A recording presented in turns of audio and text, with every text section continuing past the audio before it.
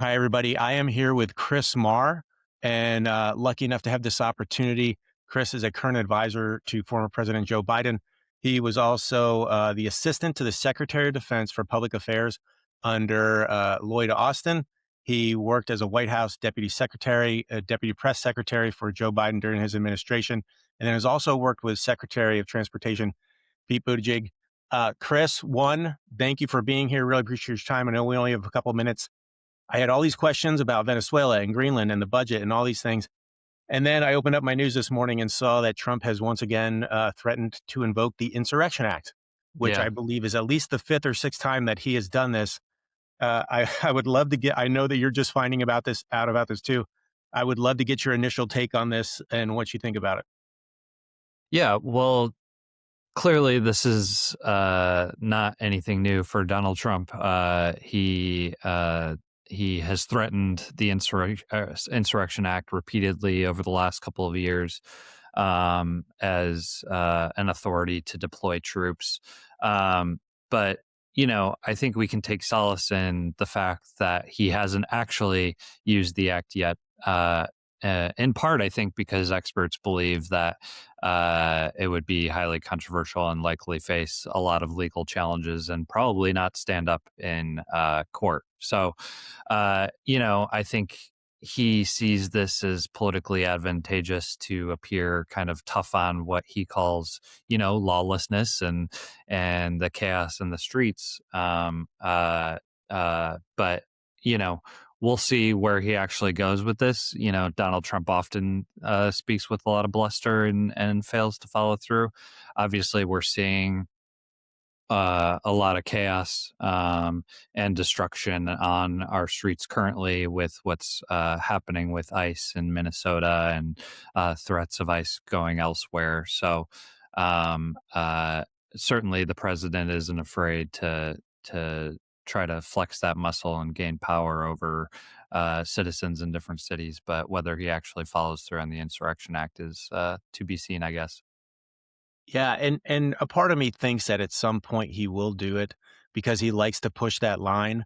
Yeah. If right before the midterms to keep people from voting or before 2028, when he's being ushered out, it does it interests me to put my mind in or put myself in the mind of a federal judge when they are presented with the fact that a current administration who has broken countless laws and their organization, ICE-DHS, is breaking countless more, has to make a decision about like, hey, should you have sent the military in to help law enforcement? Like what is going to go through their head when you're the one that's breaking the laws as the federal Yeah. government, and you're sending in the military to protect law enforcement and to enforce the laws. And in my opinion, and please, I need yours as well, is a judge would almost laugh at that, at the fact that you're the one who is instigating all of the law breaking, and yet you're trying to bring the military in to say because it's a it's a lawless space. Right. And I think the good news that you sort of touched upon is that the court system, has been a backstop for a lot of the stuff that Donald Trump has been trying to do, especially here domestically. To your point, he not only goes up to that line, but often crosses way beyond it in any number of ways in an attempt to consolidate power. But the court system, while certainly imperfect, has been an effective tool to kind of rein in that power and hold Donald Trump and his administration accountable when he does cross that threshold to breaking the law. So, I hope that can continue and that the courts continue to take a close look at the argument that he's trying to make and whether current events, meet its criteria, especially when it comes to invoking the Insurrection Act. Absolutely. And some of the things that we've seen in the past with the National Guard, as we're kind of talking around, is the fact that he has lost multiple times with the National Guard. And the courts have said over and over there are no conditions on the ground that warrant you sending in the National Guard, especially state to state. Obviously, DC is a different animal because he is more of the governor, if you will. It's a federal enclave, so he has more leeway there. But even there, he has been. I think he was prevented in the past from or limited as far as his ability to do warrantless arrests, and so he's even facing pushback there. I take that as a sign of hope and belief in the justice system that we've already seen him lose in the National Guard space. We're starting to see him lose a little bit in the ICE space with these lawsuits from ACLU and Keith Ellison, Minnesota Attorney General, coming forward and pushing back on these things.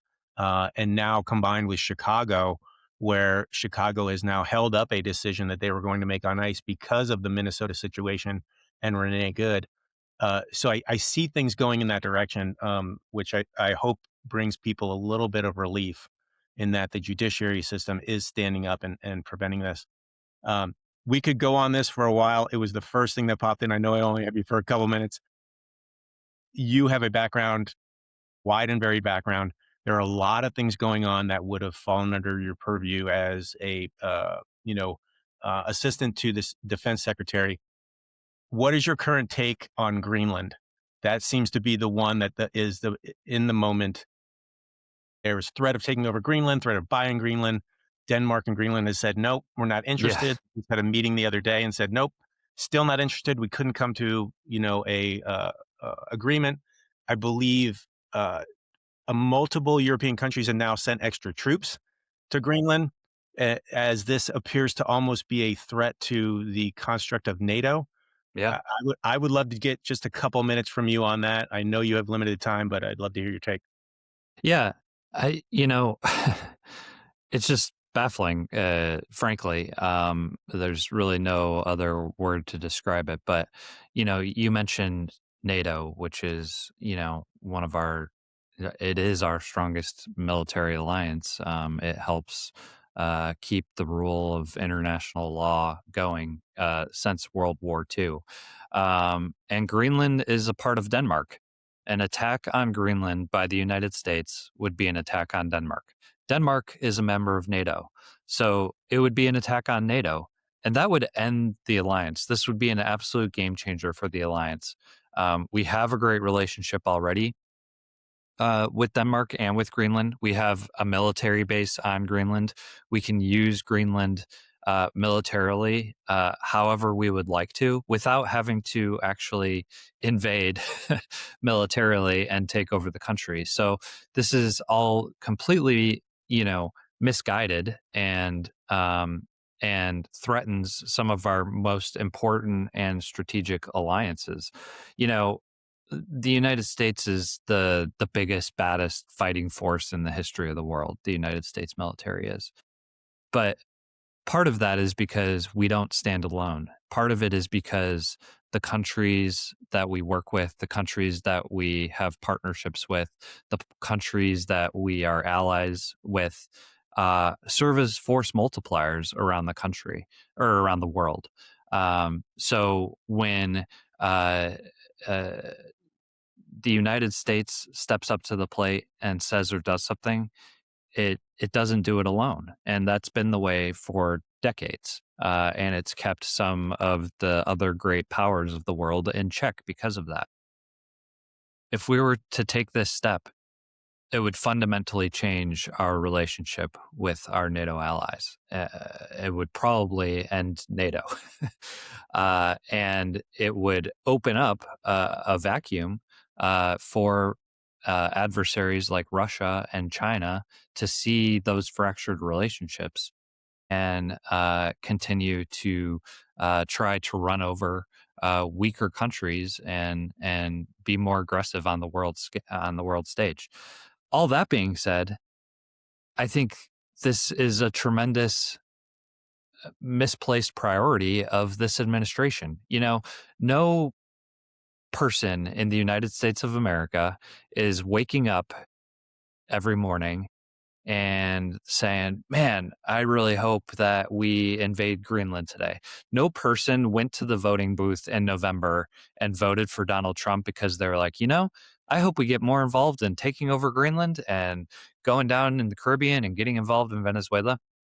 No, nobody's thinking about that. They're thinking about when they wake up, if they can put food on their kid's plate for breakfast, they can take them to a good school, they can pick them up and take them to the doctor and be able to afford their health care. That's what everyday Americans are focused on day in and day out. And so when they see this president focused on talking about taking over Greenland and conducting all of these strikes down in the Caribbean and talking about going back and bombing Iran even further. It just shows that this president has a fundamental misunderstanding of the priorities of day to day Americans, what they care about, what they're focused on, and what they're seeing from him. And I think that's why you see his approval ratings as low as they are. Yeah, no, you bring up great points. It's not even just a misunderstanding, it's a downright lie because he ran on affordability. He ran on no foreign wars. And then as soon as he got in office, he was like, well, yeah, fuck y'all. Yeah. I'm going to do Yeah, it. Yeah. he's focused on the one that he said he was gonna put an end to, and he's not focused on the one that, Yeah. can actually help people in their day-to-day lives.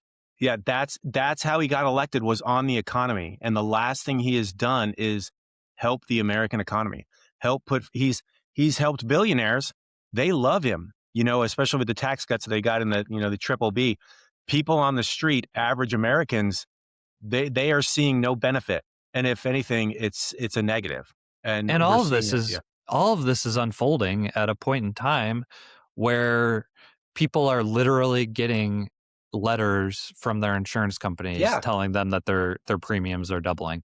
It's literally coming at a time where there's a discussion on the Hill about healthcare subsidies and extending the ACA credits and the discussion there, which this administration is not a part of at all. They're not yeah, sitting down and negotiating. They're not talking about rolling out a new healthcare plan, or perhaps they're talking about it, but they're not actually doing it. And they're not showing any sort of, uh, uh, movement in introducing plans that are actually going to help the American people. And to your point, quite the opposite. They've passed legislation that gives a tax cuts to billionaires. They've introduced the tariffs, which has been a sales tax on the goods that day to day Americans need to sustain their lives. And so, if anything, they've gone in the other direction.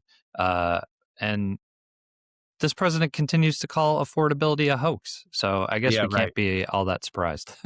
Right, right. This is the administration that campaigned on affordability, and all of their policies are making it more unaffordable for Americans, like inaction.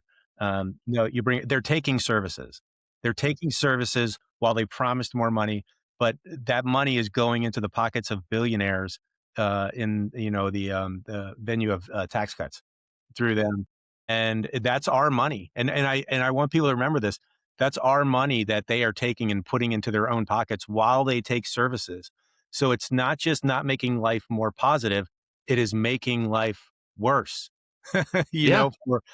while the rich get richer in those spaces. So, and then we go, Or as Trump talks about buying Greenland, right. or offering $500,000 to every Yeah. person in Greenland, that's our tax 40, money. $40 billion to Argentina. Like, let's, Yeah. right, Why aren't we right. focused here at home and putting that money toward people who need it here in the United States? Yeah, there's definitely no economic focus on the people at home. There does seem to be a focus on causing fear and terror into American citizens. That seems to be the focus. Yeah. So, not what people voted for, or at least I hope not. Yeah. Um, Chris, I could go and I could talk with you about multiple topics. I really appreciate your time. I know you have something else coming up. Um, yeah, I would love to have you on again in the future if you're so willing. But thanks for your insight into all this. I appreciate it. No, for sure. Glad to be here.